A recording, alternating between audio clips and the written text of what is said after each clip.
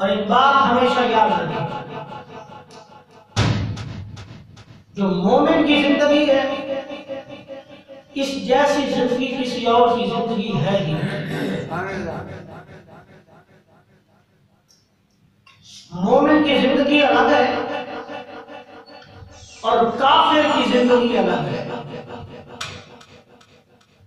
کافر کا یہ مائنڈ ہوتا ہے، یہ ذہن ہوتا ہے، یہ خیال ہوتا ہے، یہ تصور ہوتا ہے کہ میں نے اس دنیا میں رہ کر جو کرنا ہے وہ کرنا ہے، لیکن جب میں نے مرنا ہے اس کے بعد کوئی زندگی نہیں، کوئی حساب و کتاب نہیں ہے، کوئی پوچھنے والا نہیں ہے، کوئی سزا و جزا کا معاملہ نہیں ہے۔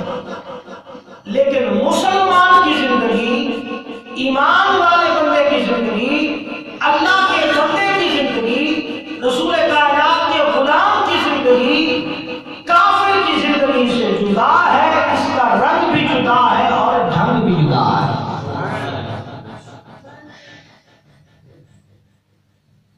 مسلمان بندہ، اللہ کو ماننے والا بندہ، مصطفیٰ کریم کا کلمہ پڑھنے والا بندہ اپنی زندگی کو اپنی رضا اور اپنی منشا کے مطابق نہیں گزارتا، بلکہ مومن مسلمان اپنی زندگی کو خدا اور مصطفیٰ کے حکم کے مطابق گزارتا ہے۔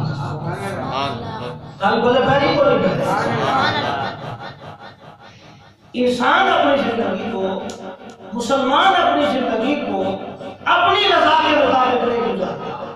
حکم یہ ہے، تعلیم یہ ہے کہ جب ہم اللہ کو ایک مان لے، رسول کائنات کو اللہ کا حبیب مان لے، پھر اپنی منشا ختم ہو جائے گی، اپنی مرضی ختم ہو جائے گی، اپنی سوچ ختم ہو جائے گی، بلکہ کامیابی کا راستہ وہ ہے، کامیابی کا راستہ وہ ہے، کامیابی کی منزل وہ ہے کہ جو رب نے بتائی ہے اور اس کے حبیب محمد مصطفیٰ نے بتائی ہے۔